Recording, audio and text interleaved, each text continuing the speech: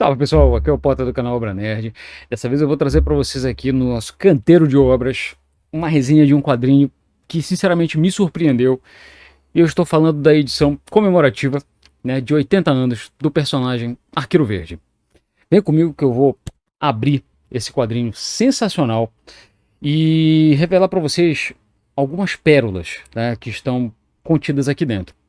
Em uma em especial, inclusive, foi indicada ao Eisner desse ano como melhor história curta. Vem comigo que eu vou te contar tudo sobre esse gibi sensacional.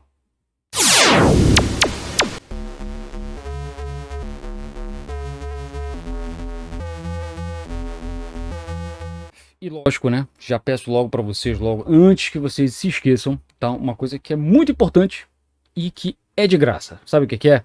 Isso aqui, ó. Pedir para você curtir, se inscrever, ativar o sino, né, para receber todas as notificações de conteúdo bacana que a gente sempre traz com muito carinho para todos vocês. E ajuda demais, pessoal, sabe, vocês fazer isso aqui, ó, compartilhar o vídeo com os seus amigos, com as pessoas que vocês sabem que curtem quadrinhos, né? Quer ajudar mais o canal? Adquira os quadrinhos que são resenhados aqui nesses vídeos que a gente sempre traz com muito carinho para todos vocês. Então fica a dica aí, vocês podem adquirir, se vocês quiserem, tá?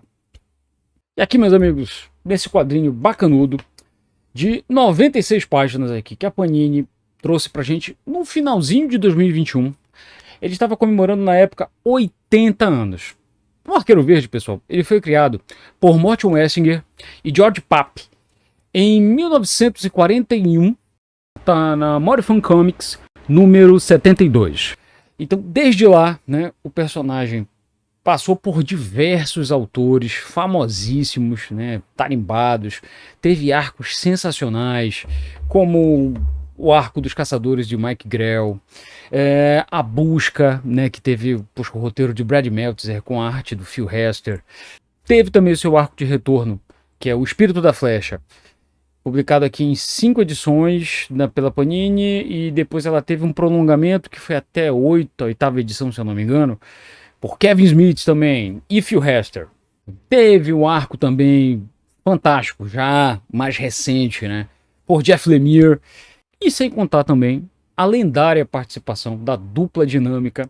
Não estou falando de Batman Robin, estou falando de Daniel New e Neil Adams, que fizeram aquele arco fantástico da dupla do Lanterna Verde com o Arqueiro Verde, que inclusive nós já resenhamos no canal. Eu vou deixar tanto na descrição quanto nos cards do vídeo para vocês verem que é um vídeo muito bacana e que presta uma devida homenagem a esses dois grandes artistas.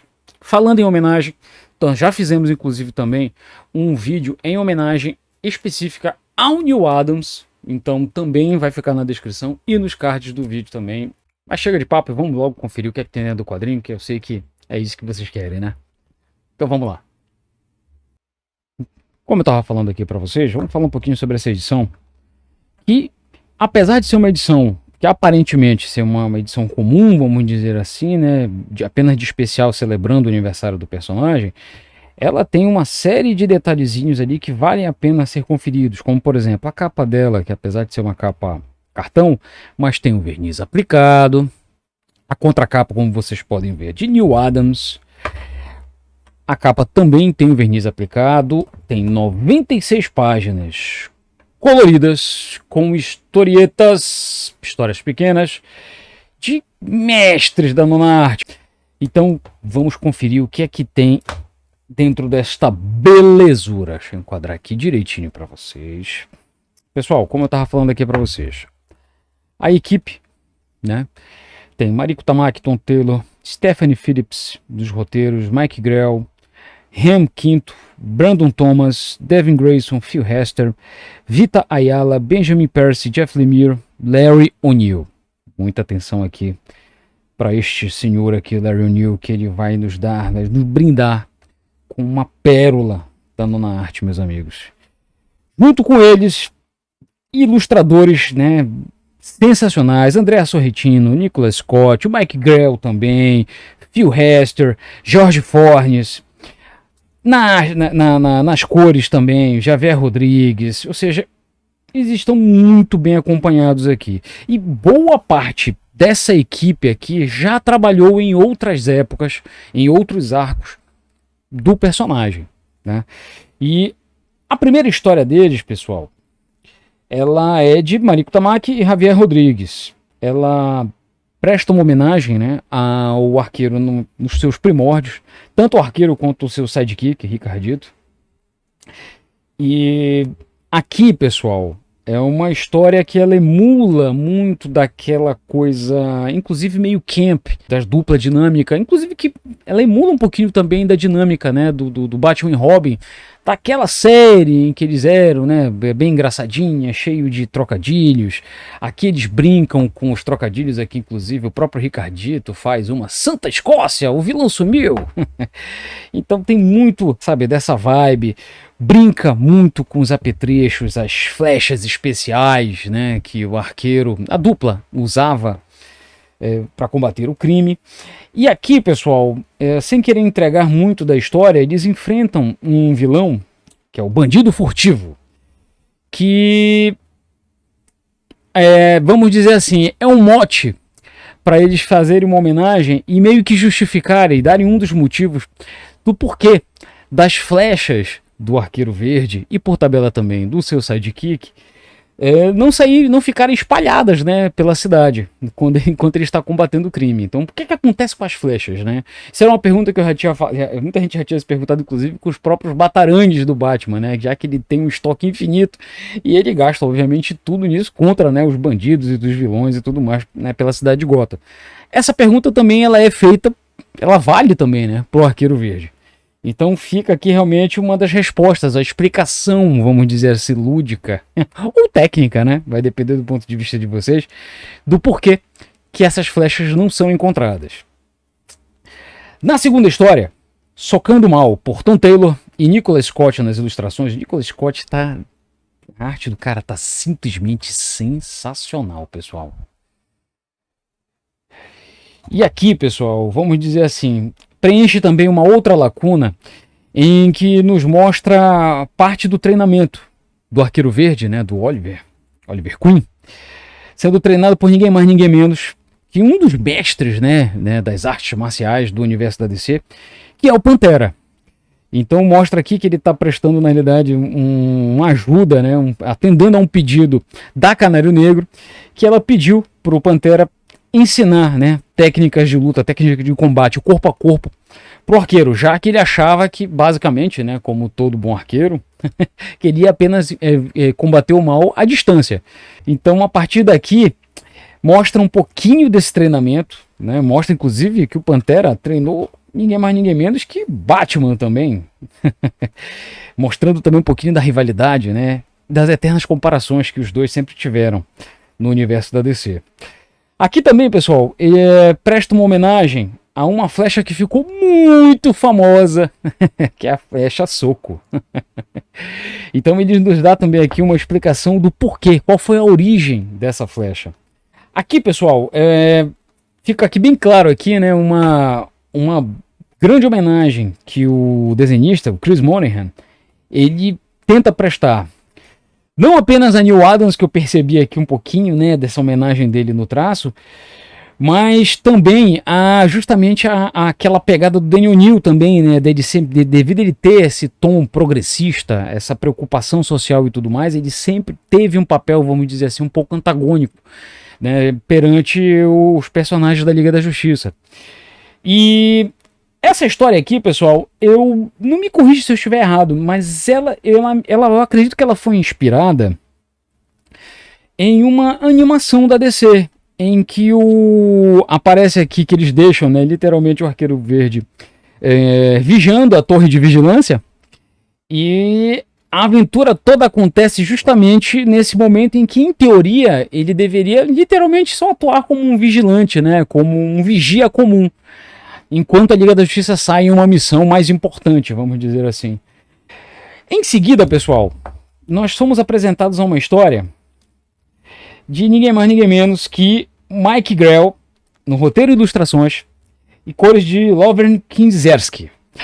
Isso aqui, pessoal, ela nos mostra um pouquinho, né, nos remete a uma fase que foi conduzida, inclusive, pelo próprio Mike Grell, e que já saiu, ela foi publicada em revista mensal, uma minissérie, na época pela Abril, e ela já foi compilada, parte dessa saga, ela foi compilada pelos encadernados da Eagle Moss, na saga dos Caçadores e Lua de Caçador.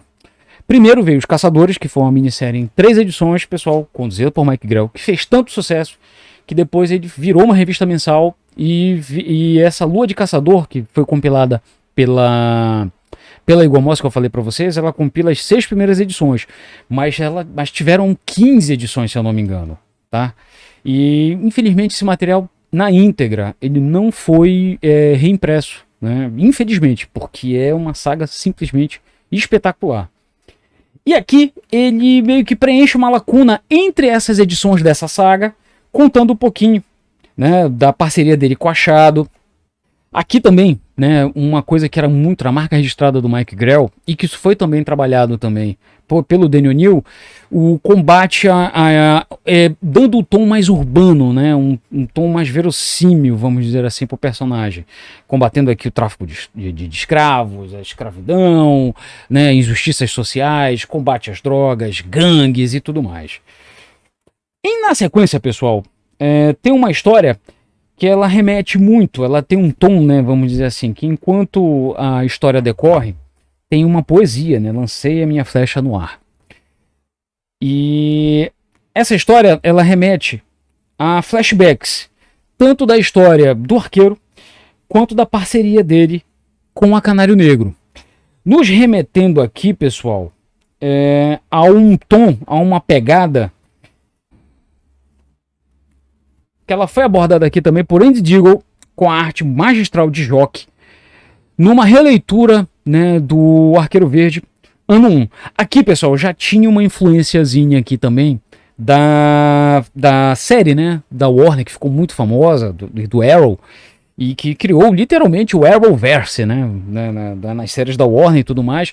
A série do Arrow, salvo engano, ela já foi encerrada. Inclusive, nós já comentamos, essas abordagens dessas séries todas aqui também no canal.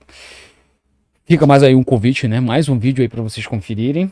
E tem muito dessa pegada, tá? Dele, sempre botando o flashback dele, da origem dele na ilha, como ele se formou como arqueiro, como sobrevivente, dando aquela pegada, né? Aquela quebra do paradigma, né? Do riquinho em que ele tem que se reconstruir, né, a partir do zero, né, para sobreviver na ilha e tudo mais, e a partir daí adquire as habilidades dele como arqueiro. Então tem muito disso aqui também, tá, pessoal? Então fica também outra dica. Eu vou deixar no link, tá, pessoal? Todas as edições que eu conseguir encontrar, eu vou deixar o link, um link específico que você já vai logo direto para a Amazon e tem todas as histórias do arqueiro, no caso que estiverem disponíveis ali para aquisição, tá? Fica o convite mais uma vez, né? Claro, se vocês quiserem. Dando sequência aqui, pessoal, temos algumas histórias comemorando, né, os 70, 75 anos dele. E essa aqui, por exemplo, mostra um pouquinho, tá, de uma recapitulação, né, um breve histórico, né, aqui um pouquinho com um tom de humor, né, devido ao temperamento explosivo do personagem. Então, mostrando lições de amizade com Oliver Queen. Então, mostra um pouquinho do histórico dele, das parcerias com quem ele já teve. Momentos como esse, como a parceria dele com Lanterna Verde, o retorno à vida dele, que foi o Kevin Smith que capitaneou, e muitos outros mais. Obviamente também o casamento dele, né, com a Canário Negro não poderia ficar de fora. Um breve retrospecto bem humorado aqui, né, fazendo um contraponto aqui, engraçado, frente ao temperamento explosivo, né, do personagem, que é uma das marcas registradas. Logo em seguida, pessoal, nós somos apresentados justamente a uma história que nos remete a um momento, tá, em que o personagem morreu. Para quem não conhece ainda o personagem, saiba que ele em 95, na 100ª edição dele nos Estados Unidos, ele morreu, né, num atentado terrorista. E essa história, ela foi apenas publicada na revista mensal da revista Shazam, número 10, pessoal. E ela nunca mais, diga-se de passagem, ela foi reimpressa. Me corrija se eu estiver errado, tá? Eu só encontrei relatos da existência dessa história, né, no Brasil, a publicação dela na revista do Shazam. O nome da história é A Armadilha.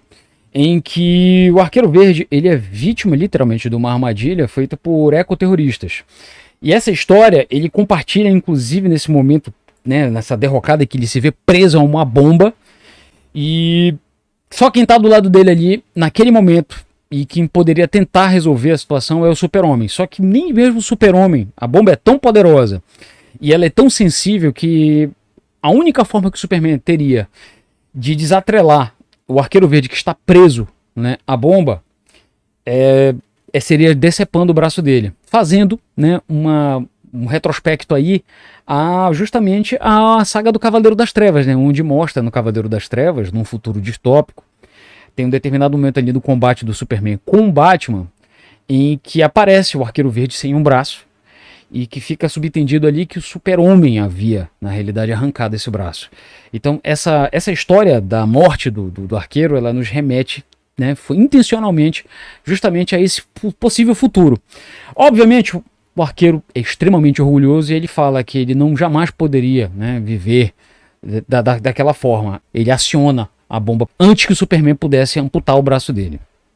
Essa história, pessoal, a armadilha, o roteirista dela é o Chuck Dixon e na arte estava envolvido até o Giamparo. Então, depois dessa morte dele, ele foi substituído pelo filho dele, que era o Conor Hawke. E essa história aborda um pouco disso, do Conor Hawke tentando se provar, né, como um arqueiro de valor. Então, nessa história aqui tem um momento bem interessante que ele usa uma flecha bate-volta aqui, de ponta cega. Então, é bem interessante mostrar um pouquinho desse lado dele, né, dele se formando, se provando, né, como um arqueiro. A altura, né, do primeiro arqueiro, do seu pai.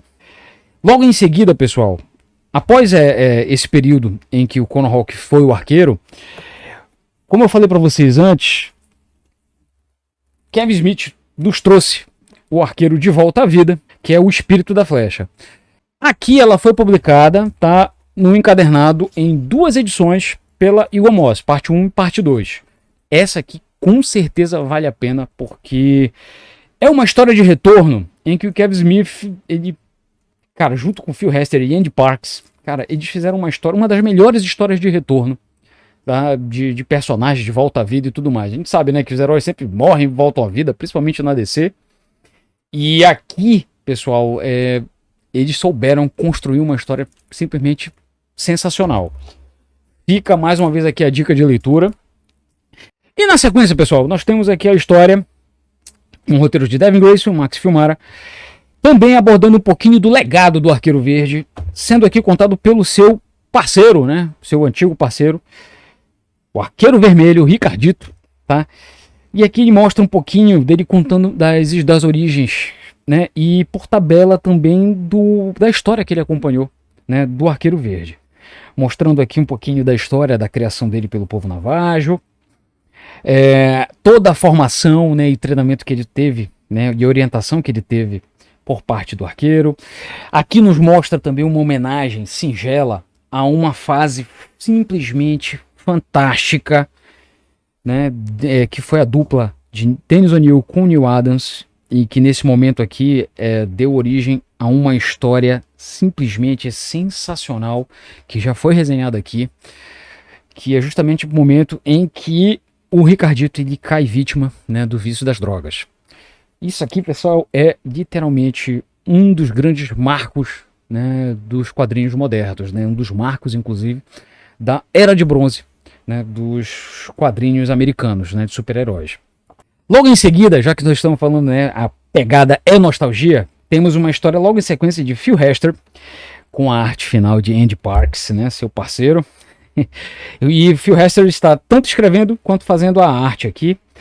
E também nos remete ao arco que o Phil Hester ele fez também em roteiro e arte. Ele começou com o Kevin Smith e logo em seguida também ele participou também de algumas outras histórias. E logo na sequência, pessoal, aqui já é após o retorno dele à vida, mostra aqui também ele enfrentando aqui vários personagens, um vilão criado por Kevin Smith, inclusive, que é o Onomatopeia.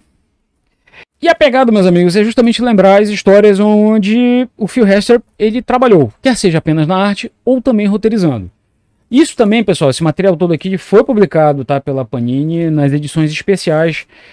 DC Especial, eu tenho aqui em mãos a número 1, que inclusive é o Arqueiro Verde, A Busca, uma história simplesmente também sensacional. E essa aqui também, número 6, que teve Phil Hester também, tá na arte. As capas, vocês podem entender, desde a época do Kevin Smith, quem estava à frente era o inconfundível Matt Wagner, tá, pessoal? Voltando, pessoal, aqui, uma história romântica, por que não dizer, nos rememorando justamente a um compilado que saiu na Egomos, que é o álbum de casamento. O casamento do Arqueiro Verde com Canário Negro, né? Mostrando aqui a parceria deles, enfrentando ninguém mais, ninguém menos que Exterminador. Uma história bonitinha e romântica que nos remete, né, a estes momentos. Logo em seguida, pessoal, nós somos brindados, né, com uma história também influenciada um pouquinho, já mais moderna, fase moderna, já pegando um pouquinho, né, do Indigo do ano 1, em que nos mostra aqui todo o staff, né, uma nova equipe, né, que passou a servir, né, de sidekicks aqui, acompanhantes nas aventuras aqui do Arqueiro. Essa aqui quem conduziu foi Benjamin Percy e a arte de Otto Smith. E aqui, pessoal, somos brindados com a última história do Arqueiro Verde, Jeff Lemire e André Sorrentino. Eu já falei para vocês aqui, né? A Panini, ela compilou ela saiu em revista mensal, mas ela também compilou em 3 encadernados, tá? Quem puder encontrar, por favor. Elas literalmente revisitam as origens do Arqueiro Verde, dando um novo significado, né, para todas as suas origens, criam um arco de vilões novos.